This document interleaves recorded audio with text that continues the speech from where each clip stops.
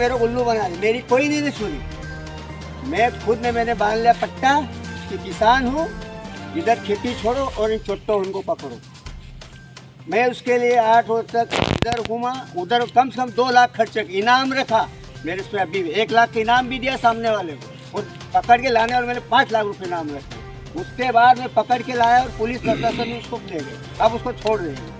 अगर उसको छोड़ती है, इसमें कहा व्यापारी होने का इसमें से मतलब इनका पावर बढ़ता है, क्योंकि उनके लिए कानून है नहीं। मैंने कहीं देखा व्यापारी के लिए कोई कानून नहीं, सब किसान के लिए।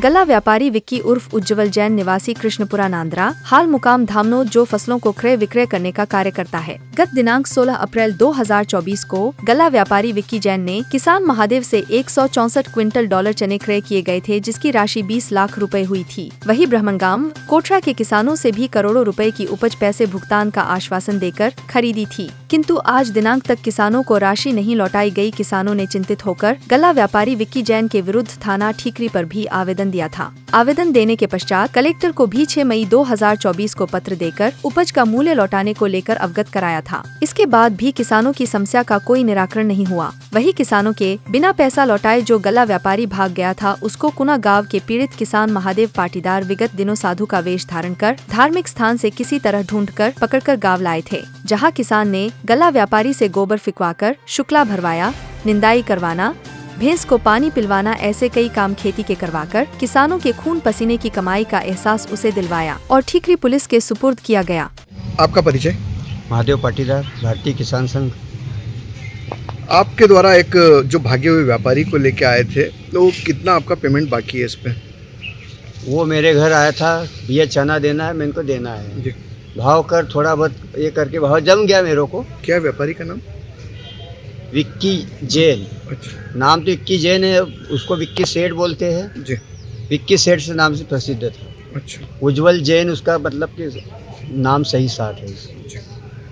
फिर क्या हुआ, कैसे इसको निकला? सौदा किया, मैंने कहा पेमेंट, बोले भैया मैं ऑनलाइन डाल दूंगा। जी। मैंने कहा कि भैया मेरे को नगद चाहिए। बोले भैया अभी चुनाव का समय है, नगद तो नहीं लाते क्योंकि हमको पकड़ लेते हैं कहीं। चल मैंने कहा ठीक है।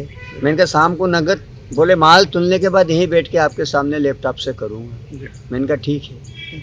माल किया, सुबह से 5 बजे तक तोल ताल के सारी गाड़ियाँ भर दी, तोल हुआ। बोले मैं डाल रहा हूँ। कितना क्विंटल डॉलर जाना था आपका? ये करीबन 170, वो मतलब हिसाब तो घर लिखा है पर टोटल हिसाब 20 लाख का बना था जोड़ बाकी करके। कुछ तोल काटे से दिया, कुछ घर तोल से दिए, ऐसे करके 20 लाख का बना था। बोले मैं डाल रहा हूँ। डाला उसने, पर पैसा नहीं है। बोले अब भैया तीसरे रोज आता है। मैंने कहा ठीक है। इनका फिर तीसरे रोज इसको मैंने लगाया। बोले एक काम करो, बैंक को पहुंच जाओ, बोले थोड़ी देर में डल जाएंगे। मेरे यहाँ मतलब भाई के बच्चे की शादी थी, उसको ज़रूरत थी, उसका भी मैंने मतलब उसमें से दिलवाया था। मेरी जवाब दे साझा ठहराव का सारा माल था, सारा इसको तोल के दे दिया 5 गाड़ी।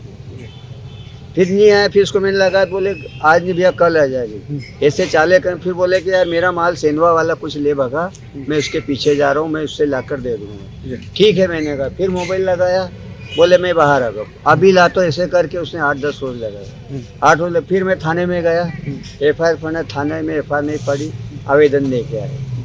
आवेदन देने के बाद भी उससे कोई कार्रवाई नहीं। TI साहब ने उससे 2-3 बार बात की। TI साहब ने उसको समझाया भी, भैया तेरी बच्ची और तेरी पत्नी की फोटो लेके घूम रहा, तू आके इनसे बात कर, इनके पेमेंट दे। उनको भी उसने यही बोला कि मेरा लोन निकल रहा है साहब, 2-4 रोज मेरा लोन, मैं इसके पैसे दे जाऊँगा। ऐसे करते करता रहा। 13 तारीख तक उसका मोबाइल चला। उसके बाद उसने मोबाइल टोटल बंद कर लिया। जहाँ चुनाव की वोटिंग डली, टोटल उसने मोबाइल बंद कर लिया। फिर हमको कुछ पता नहीं। फिर थोड़ी उसकी सुराग लगी, बोले सिरपुर में है, रात को पत्ते खेलता है। मैंने खोजबीन की, वास्तव में सिरपुर पाटले वन पे जाता था, पर वो क्या कि रात का समय कम रहता है और उनके जो पाटले की दूरी है 25 से 30 किलोमीटर रहती है। कभी इधर कभी इधर, बाकी सही लोकेशन तो थी नहीं अपने जगह। पर पाटले वालों को पूछा, बोले कि आता था, बोले आज नहीं आया। ऐसे करके जहाँ उसको पता चला कि मेरी खोज यहाँ भी हो गई, तो इसको छोड़ के वो राजस्थान निकल गया। वहाँ भी सुरपुर में कुछ लोगों के साथ इसने फ्रॉड किया। उसके बाद राजस्थान निकल गया। फिर उसने वहाँ से अंकित बन के मेरे से बात की, बोले कि यार भैया मैं विक्की और आपका बीच में समझौता करवा दूँ। मैंने कहा हाँ भाई करवा दे। बोले वो जब भी उसके 10-20-30 हज़ार रुपये रोज की आय आएगी वो आपको देगा। मैंने कहा हाँ भैया। ऐसे उसने मतलब कि इससे बात की ये अपने व्हाट्सएप से, मतलब शेयर चैट से, ना मोबाइल से बात की ना वीडियो कॉल से बात। मैं लगा वीडियो कॉल तो नहीं उठाए जी, फिर क्या हुआ आगे?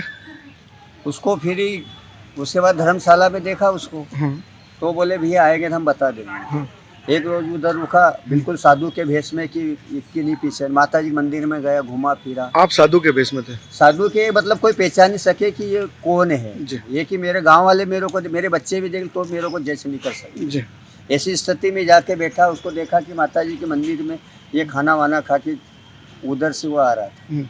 और जिस लाज में गया उसको मैंने जानकारी, उसको तो नंबर दे के आया था। वो गया, उसने उसके बाद मोबाइल लगाया, बोले कि भैया आदमी आ गया पर आप दूर रहना इससे। मैंने कहा ठीक है। उसने 17 नंबर रूम लिया, उसमें सो गया मोबाइल बंद करके।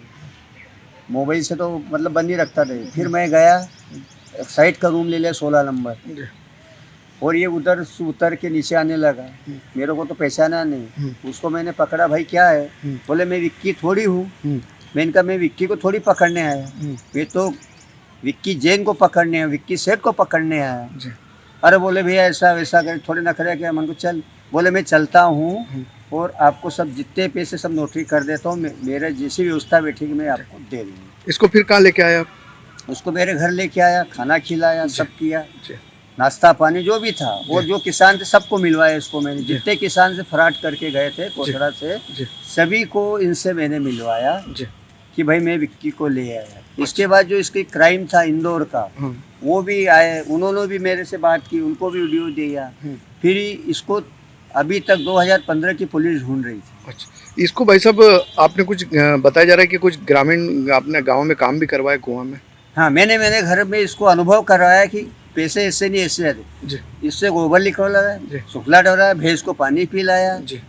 और अगर कभी रहता तो इसमें दवाई भी छिटवाता खेत में, फसल में, कि पैसे ऐसे थोड़ी आता सेठ जो आप कर रहे हो कि सीधा मार के ले जाओगे। फिर आपने पुलिस को कैसे हवाले किया है इसको? फिर मैंने एसपी साहब को इधर बोलने आया था, तो वो आए थे पुलिस वाले, तो उनको दे दिया मैंने। ठीकरी पुलिस वाले? ठीकरी पुलिस वाले आए। ठीकरी पुलिस ने कायमी कर ली इसमें? हाँ, कल उसकी कायमी कर ली। अच्छा भाई साहब, देखा जाए तो पुलिस इसको पकड़ नहीं पाई, क्या कहेंगे इसको लेकर? अब वो तो पुलिस का मामला है, क्यों नहीं पकड़ पाई। पर मेरे को एक बात अच्छी है, एसपी साहब ने भी मतलब अच्छी मेरे को राय दी कि कोर्ट चले जाओ, हमने जो लिखा है। कोर्ट में कोई हमारा किसान का काम फ्री थोड़ी होता है। अबे 20 लाख पे 15% कोर्ट हमें भरने की ताकत थोड़ी थी, हम कोर्ट पे चले जाते। ये सोच विचार करके मैंने सोचा कि कोर्ट जाने के बजाय इसको खुद पकड़ के लाओ। जितना मैं कोर्ट की फीस भरता, कोर्ट की फीस 3 लाख बनती, मैंने 2 लाख में मेरा काम हो गया। मेरे 1 लाख तो वो बचे। और फिर अपर कलेक्टर साहब को मैं सूचना देना चाहता हूँ कि आप थोड़े धैर्य रख के किसान से बात करें। जिसको जला हुआ है आप उस पर नड़प चिटने काम न करें। उनको मैंने बोला था साहब ऐसा ऐसा, वो बोले कि हमको पूछ के फसल बेचते हो क्या? ऐसे शब्द का उपयोग न करें। अपर कलेक्टर साहब कृपया ध्यान दें। और मुख्यमंत्री को भी सूचना करना चाहता हूँ कि ऐसे अफसर उन पर ध्यान दिया जाए और किसान